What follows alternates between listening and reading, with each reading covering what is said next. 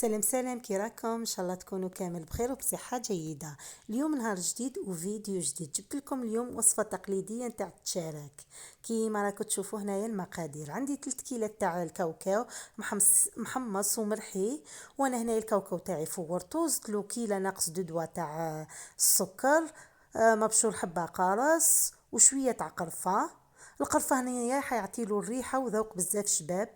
زدت مغرفه تاع السمن ومغرفه تاع العسل. الدور تاع السمن والعسل هنا حيخلي لك لافاغ تاعك طريه لمده طويله. نخلط كل شيء بيان مع بعض ونلمو بالمزهر حتى نتحصل على القوام اللي حبيته. كاين اللي يحب يلمو بياض البيض ولا بصفار البيض، كل واحد كيفاش اللي يحب يلم. بصح انا هنايا درت لكم الطريقه التقليديه، طريقه اجدادنا. هنايا استعملت يدي خير بويسك لو بول كان شويه صغير. الو من الاحسن استعمل يدي. اصلا كي تستعملي يدك حتحسي بالقوام اللي راكي حابه تتحصلي عليه، ماشي كيما المغرفه. ونجي باش نوجد معاكم العجينه تاعي. هنايا قست بهذاك البول 3 كيلو تاع الفرينه مغربلين، وزدت هنايا قرصه ملح، لزاز دو سيترون وحبه بيض. كيما راكم تشوفوا هنايا وكيس تاع خميره تاع الحلوه. الدور تاع الخميره تاع الحلوه هنايا تانيك راح تخليك العجينه تاعك طريه. نخلط كامل هادو لي زانغريديون مع بعض حتى يتجانسوني كامل مع بعض. طريقه سهله بصح نتيجه روعه. اللي يجرب هذه الطريقه ولا يعتمد عليها. انا بعد ما خلطت كامل لي زانغريديون مع بعض نزيد كيلة تاع السمن. بنفس الكيلة اللي كيلت بها الفرينه نكيل السمن تاعي. السمن تاعي هنايا لازم يكون دايب. ونبدا نبسس السمن تاعي ندخلو بيان في لافارين كيما نخدمو الغريبيه. وهنايا نجي ندير شويه تاع السكر. انا درت حوالي 4 مغارف برك تاع السكر، وراح ندوب هذاك السكر بشويه تاع مزهر. هنا تقدري تستعملي الماء والمزهر، بصح انا نفضل نطم العجينه تاعي بالمزهر، ما نحبش نطمها بالماء. كل واحد كيفاش يحب. كاين اللي هي الطريقه التقليديه نطمو بالماء والمزهر، بصح انا نفضل نطمها غير بالمزهر. وعلى خلط هذاك السكر مع المزهر باش السكر تاعي يذوب ما يقعدليش محربش من الفوق. كيما راكم تشوفوا هنايا راني نطم في العجينه تاعي. ما لازمش نعجنوها، نعرفوا باللي الحلوه ما لازمش تعجن ماشي كيما الخبز. نطموها برك ونقرصوها الحجم اللي حبيتو، ونخلوها تريح حوالي نص ساعة على الأقل. ولا تقدري توجديها صباح تنوضي تخدمي شغالاتك مول الفطور، تنوضي تخدميها أحسن. هي على الأقل نص ساعة. نغطيها بيان بالكيس بلاستيكي كيما راكم تشوفوا هنايا ونخليها تريح. ودوك بعد ما ريحت لي العجينة شوفوا كيفاش جالي القوام تاعها.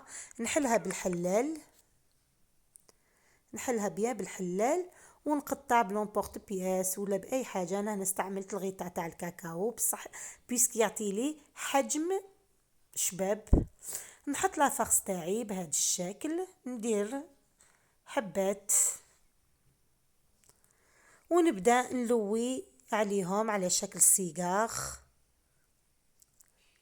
كي نكمل الحبات تاوعي نبدا نخدمهم على الشكل تاع تشارك.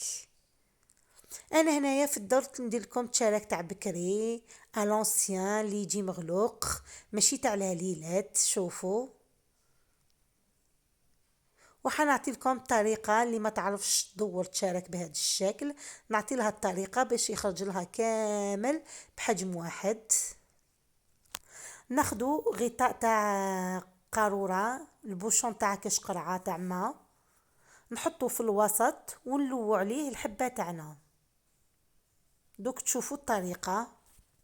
انا طالما موالفه نخدمو ندير عيني هي ميزاني، بصح لي ماشي موالف يخدم نفضل يستعمل هذه الطريقه. شوفوا هنايا ونرفدوها ونحطوها فوق سنيوه. شوفوا انا جاوني كاع حجم واحد.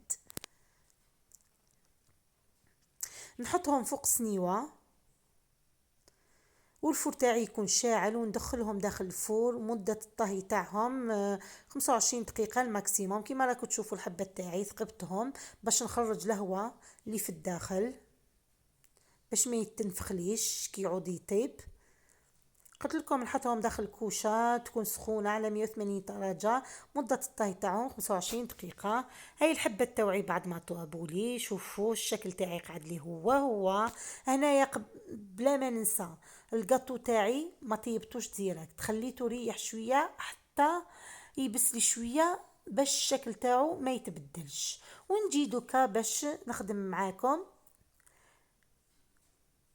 تزيين تاع الشارك تاعي. هنايا عندي السكر قراسي غربلته على 2 خطرات، وهنايا من جهة واحدة أخرى عندي ماء الزهر مخلط بالسكر ولا وجدي عسيلة خفيفة. أنا نفضل العسيلة الخفيفة. نوجدها كيما العادة، بصح ما نخليهاش تغلي مدة 15 دقائق، نخليها تغلي غير 10 دقائق ونطفي عليها.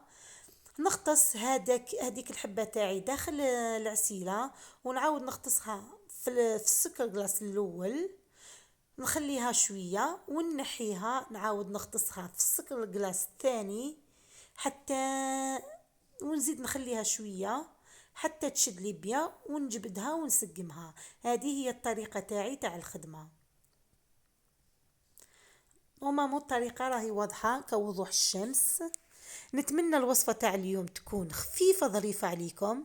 وإلا كنتوا أول مرة تزوروا قناتي ما تنسوش تضغطوا على الجرس باش يوصلكم كل ما هو جديد، وما تنسوش تدعموني باللايك والتعليقات تاعكم.